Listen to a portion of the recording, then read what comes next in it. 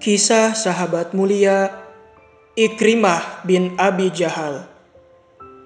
Ketika usia Ikrimah memasuki 30 tahun dan sewaktu Nabi Shallallahu Alaihi Wasallam mulai mendakwahkan kebenaran dengan terang-terangan, pada masa itu Ikrimah adalah anggota suku Quraisy yang nasabnya terpandang dan yang paling banyak harta. Sudah sepantasnya Ikrimah memeluk Islam sebagaimana para sahabatnya seperti Sa'ad bin Abi Waqqas, Mus'ab bin Umair, dan yang lainnya, yang termasuk anak-anak orang terpandang di Mekah. Lalu siapakah ayahnya? Dia adalah tokoh Mekah yang paling bengis, pemimpin kaum musyrik nomor wahid, penyiksa yang dengan perbuatannya itu Allah menguji iman kaum mukmin dan mereka terbukti tegar menghadapinya. Lewat makarnya Allah menguji kesetiaan kaum mukmin dan ternyata mereka benar-benar setia. Ayahnya ialah Abu Jahal. Sedangkan Ikrimah adalah anggota suku Quraisy yang pemberani dan salah seorang tokoh penunggang kuda yang terpandang. Ikrimah bin Abu Jahal merasa harus menuruti kepemimpinan ayahnya untuk memusuhi Muhammad, sehingga dia sendiri begitu benci kepada Rasulullah. Ikrimah juga menyiksa sahabat-sahabat beliau. Dia menistakan Islam dan menyiksa orang-orang Islam sehingga menyenangkan hati ayahnya. Ketika Abu Jahal memimpin pasukan kaum musyrik dalam perang Badar, dia bersumpah kepada Lata dan Uzza bahwa dia tidak akan kembali ke Mekah kecuali Muhammad sudah kalah. Abu Jahal sempat menginap di Badar selama 3 hari dan menyembelih unta serta meminum khamr. Tatkala Abu Jahal memimpin peperangan ini, Ikrimah anaknya menjadi pegangannya tempat dia bersandar dan menjadi tangannya tempat dia berpegang. Namun Lata dan Uzza tidak menjawab seruan Abu Jahal lantaran keduanya memang berhala yang tidak dapat mendengar. Keduanya tidak sanggup menolong Abu Jahal karena mereka tidak kuasa melakukan apapun. Akhirnya Abu Jahal tewas di Badar dan anaknya Ikrimah menyaksikan peristiwa itu dengan kedua matanya. Tombak-tombak prajurit muslim menumpahkan darahnya. Ikrimah mendengar pula dengan kedua telinganya saat Abu Jahal menghembuskan napas terakhir yang membuat mulutnya menganga. Ikrimah kembali ke Mekah seusai meninggalkan mayat ayahnya di Badar. Kekalahan telah menggentarkan dirinya sehingga dia tidak dapat membawa mayat Abu Jahal kembali ke Mekah. Ikrimah lebih memilih menelantarkan mayat itu sehingga dibuang oleh prajurit-prajurit muslim di sebuah tempat bernama Al-Qalib bersama dengan puluhan mayat dari pihak kaum musyrik. Prajurit-prajurit muslim selanjutnya menimbun mayat-mayat tersebut dengan pasir. Sejak kejadian perang Badar, Ikrimah bin Abu Jahal begitu benci kepada Islam karena dendam atas kematian ayahnya, yakni Abu Jahal. Ikrimah menyulut api amarah di hati orang-orang Quraisy yang kehilangan anggota keluarganya juga pada perang Badar, sehingga usahanya memantik terjadinya perang Uhud. Kaum Quraisy kali ini dalam perang Uhud dipimpin pasukan berkuda di bawah kendali Khalid bin Walid dan pasukan infanteri di bawah komando Ikrimah bin Abu Jahal. Kedua panglima kaum musyrik itu telah berhasil mengalahkan Rasulullah dan sahabat-sahabatnya serta prajurit-prajurit muslim. Kaum musyrik pada masa itu telah meraih kemenangan besar sehingga Abu Sufyan berseru, "Inilah balasan dari perang Badar." Pada hari penaklukan kota Mekah, kaum Quraisy berpendapat bahwa mereka tidak akan mampu melawan Muhammad dan sahabat-sahabatnya.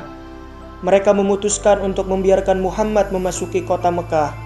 Mereka menderita akibat keputusan yang mereka ambil setelah mereka tahu bahwa Rasulullah memerintahkan para panglima muslim untuk tidak memerangi penduduk Mekah kecuali jika para penduduknya melakukan serangan terlebih dahulu. Namun Ikrimah bin Abu Jahal dan beberapa orang lainnya tidak sepakat dengan keputusan kaum Quraisy itu. Mereka berani menghadapi pasukan besar muslim.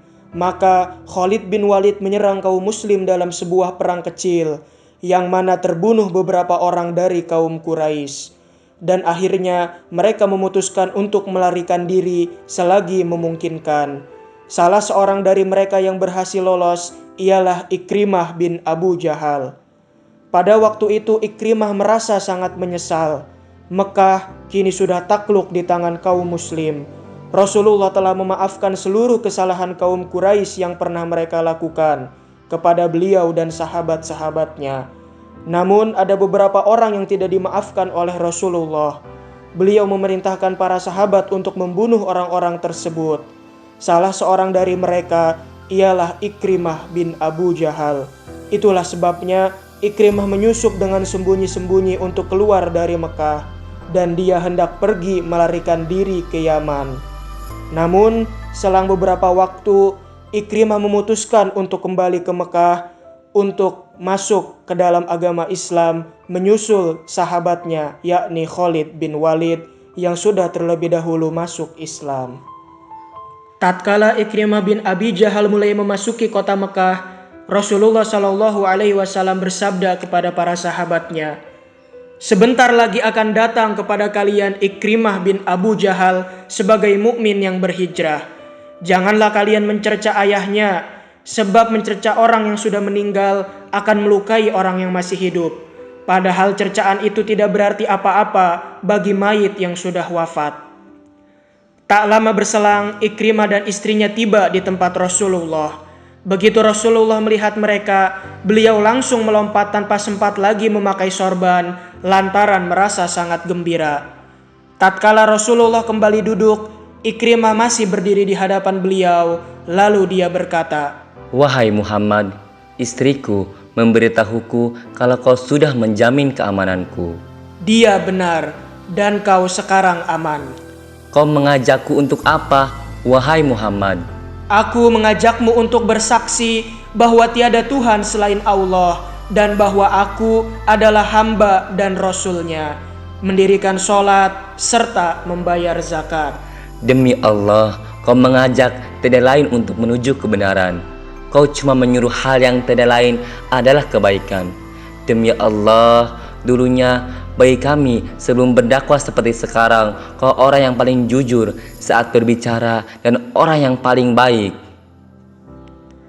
Lalu dia mengulurkan tangan sambil berkata, "Aku bersaksi bahwa tidak Tuhan selain Allah, dan aku bersaksi bahwa kau adalah hamba Allah dan Rasul-Nya. Ya Rasulullah, ajarkan hal terbaik yang mesti kuucapkan." "Ucapkanlah, asyhadu alla ilaha illallah wa anna Muhammadan abduhu wa rasuluh." Ucapkanlah, aku bersaksi kepada Allah dan kepada orang yang hadir pada saat ini bahwa aku seorang muslim, mujahid dan muhajir. Seusai Ikrimah bin Abi Jahal mengucapkannya, Rasulullah langsung bersabda, "Sejak saat ini, setiap kali kau meminta sesuatu yang kuberikan kepada orang lain, pasti akan kuberikan kepadamu." "Aku meminta kau untuk memohonkan ampunan bagiku atas setiap permusuhan yang pernah kulakukan kepadamu, atau setiap perjalanan perang yang kulakukan untuk menyerangmu, atau tempat perang di mana aku memerangimu, atau setiap perkataan yang pernah kuucapkan di hadapanmu atau di belakangmu." Rasulullah Shallallahu Alaihi Wasallam lalu berdoa, "Ya Allah, berilah ampunan kepada Ikrimah atas setiap permusuhan yang pernah dia lakukan kepadaku, atas setiap perjalanan perang yang pernah dia lakukan untuk memadamkan cahayamu, dan ampunilah dia atas apa yang pernah dia lakukan terhadap kehormatanku saat berhadapan denganku atau sewaktu aku sedang tidak ada." "Demi Allah, ya Rasulullah, semua harta yang pernah kuberikan untuk menghalangi jalan Allah, maka akan kuberikan lagi berlipat ganda jalan Allah. Dan setiap korban yang pernah kubunuh dalam menghalangi jalan Allah akan kuganti dengan membunuh orang-orang dalam jumlah yang berkali lipat di jalan Allah." Mulai hari itu, Ikrimah bin Abi Jahal bergabung dengan pasukan dakwah sebagai penunggang kuda yang berani di medan laga. Dia menjadi hamba yang amat kuat beribadah, senantiasa membaca Al-Quran di masjid-masjid. Ikrimah pernah menaruh Al-Quran di wajahnya sambil berkata, "Inilah kitab Tuhanku, kalam Tuhanku. Dan Ikrimah menangis karena takut kepada Allah. Ikrimah bin Abi Jahal memenuhi janjinya kepada Rasulullah. Setiap kali kaum muslim berperang, dia pasti ikut bersama mereka. Tak pernah ada pasukan yang diutus Rasulullah untuk berperang, kecuali Ikrimah sudah ada di barisan terdepan. Pada perang Yarmuk, Ikrimah bertarung dengan Iqbal Az-Zami di sebuah genangan air yang dingin pada saat hari begitu panas. Pada suatu kesempatan, kaum muslim terjepit. Ikrimah turun dari kudanya dan mematahkan sarung pedangnya. Dia menerobos barisan bangsa Romawi. Khalid bin Walid langsung mengejarnya dan berseru, "Jangan lakukan ini, wahai Ikrimah. Kalau kau tewas, ini akan melemahkan pasukan Islam." Biarkan aku, wahai Khalid. Kau sudah lama bergaul dan mengenal Rasulullah Sallallahu Alaihi Wasallam. Sedangkan aku dan ayahku, kami orang-orang yang dulunya betul-betul memusuhinya. Biarkan aku menebus semua kesalahanku. Dulu aku sering berperang melawan Rasulullah Sallallahu Alaihi Wasallam. Apa hari ini aku mesti berpaling untuk melawan bangsa Romawi? Ini tidak boleh terjadi. Lalu Ikrimah berseru kepada pasukan muslim, Siapa yang bersedia untuk rela mati? prajurit muslim bersedia melakukan yang dikatakan Ikrimah. Akhirnya mereka semua berperang di bawah kepemimpinan Khalid bin Walid dengan penuh semangat, dan mereka melindungi Khalid tanpa mengenal takut. Perang Yarmuk semakin menghebat dan kemenangan direbut pasukan Islam. Dan di tanah Yarmuk kini terdapat 3 orang mujahid yang menderita luka parah. Ketiganya adalah Al-Harith bin Hisham, Ayas bin Abi Robi'ah, dan Ikrimah bin Abu Jahal. Al-Harith berteriak meminta minum. Begitu air minum dibawakan kepadanya, dia menoleh ke arah Ikrimah, lalu berkata, "Berikan air ini kepada Ikrimah." Begitu air dibawakan kepada Ikrimah, dia menoleh ke arah Ayas dan berkata, Berikan air ini kepadanya.